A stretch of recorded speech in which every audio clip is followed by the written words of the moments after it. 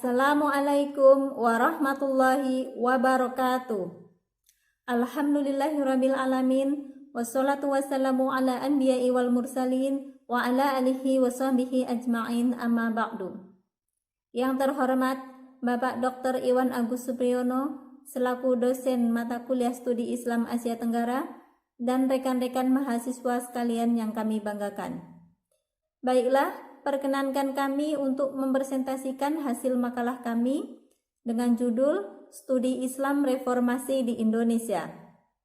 Perkembangan studi Islam reformasi di Indonesia adalah perubahan sejak dikumandangkannya pada bulan Mei tahun 98. Tepatnya pada tanggal 21 Mei tahun 1998 ketika Presiden Republik Indonesia Soeharto menyatakan mengundurkan diri dari Presiden Republik Indonesia dan memberikan kekuasaannya kepada Wakil Presiden. Masa itu sangat dikenang oleh seluruh masyarakat Indonesia karena dianggap menjadi penyelamat bagi kehidupan mereka, bahkan dianggap segala-galanya. Reformasi muncul sebagai akibat dari keterpurukan ekonomi yang berkepanjangan yang mengakibatkan semakin beratnya beban hidup masyarakat Indonesia. Di sisi lain, reformasi bisa dikatakan juga sebagai hasil usaha dua kelompok, yaitu antara kelompok nasionalis atau abangan dan kelompok Islam atau santri dengan tema sentral memberantas korupsi, kolusi, dan nepotisme. Adapun penyebab lahirnya gerakan reformasi di Indonesia diantaranya adalah krisis politik. Politik yang dijalankan pada waktu itu adalah politik untuk mempertahankan kekuasaan Soeharto. Artinya, demokrasi yang dijalankan oleh pemerintahan Orde Baru bukanlah demokrasi yang semestinya, melainkan demokrasi rekayasa. Kemudian krisis hukum. Hukum peradilan yang dijalankan adalah untuk kepentingan penguasa, bukan untuk kepentingan rakyat dalam memperoleh peradilan. Kemudian krisis ekonomi. Krisis ekonomi melanda Asia Tenggara dimulai pada tahun 1996 dan mencapai puncak di Indonesia pada tahun 98 yang mengakibatkan Indonesia tidak mampu menghadapi krisis ekonomi tersebut. Kemudian krisis sosial. Krisis sosial sebagai akibat dari terjadinya krisis politik, krisis hukum dan ekonomi yang menyebabkan demonstrasi terjadi di seluruh Indonesia, terutama di pusat ibu kota Jakarta. Kemudian banyaknya hutang luar negeri Indonesia, kemudian tidak terlaksananya pasal 33 Undang-Undang Dasar 1945, kemudian pemerintahan yang bersifat sentralistik atau pemerintahan yang berpusat pada satu tempat, Jakarta pada waktu itu. Kemudian adanya krisis kepercayaan dari masyarakat Indonesia yang menyebabkan masyarakat Indonesia hilang kepercayaan kepada kepemimpinan Presiden Soeharto.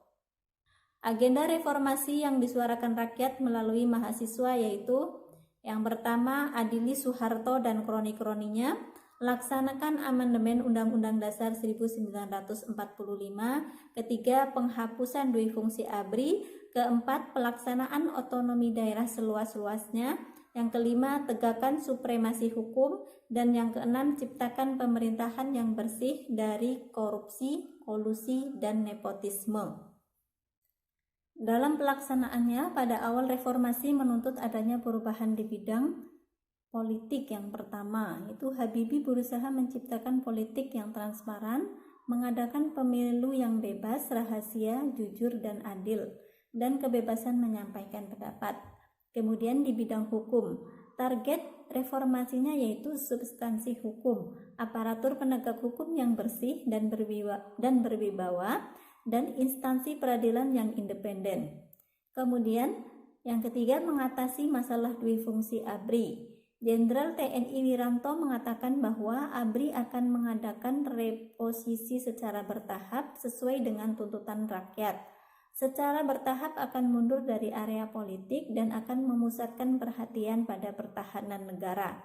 Yang keempat yaitu mengadakan sidang istimewa. Sidang pada tanggal 10 sampai 13 November tahun 1998 berhasil menetapkan 12 ketetapan, mengadakan pemilu pada tahun 1999, pelaksanaan pemilu dilakukan dengan asas luber, langsung, bebas, rahasia, dan jurdil, jujur dan adil.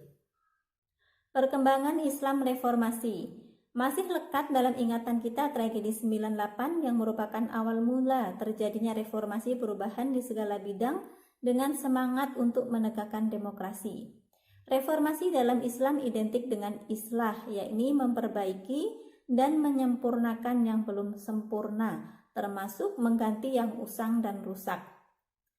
Karena itu, di era reformasi, para tokoh Islam dituntut untuk mencermati situasi global yang melahirkan beberapa revolusi. Karena dinamika era reformasi mengakibatkan bangsa Indonesia mengalami problematika yang besar, yakni belum mampu keluar dari krisis ekonomi yang berlangsung demikian lama. Dalam waktu yang bersamaan, ancaman disintegrasi bangsa merupakan sesuatu yang sangat nyata di pelupuk mata.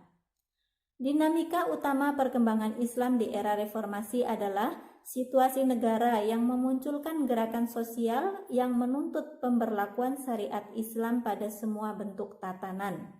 Dalam konteks ini, maka bermunculan organisasi seperti Forum Pembela Islam, Majelis Mujahidin Indonesia, Laskar Jihad, dan Forum Komunikasi Ahli Sunnah wal Jamaah dan Hizbut Tahrir.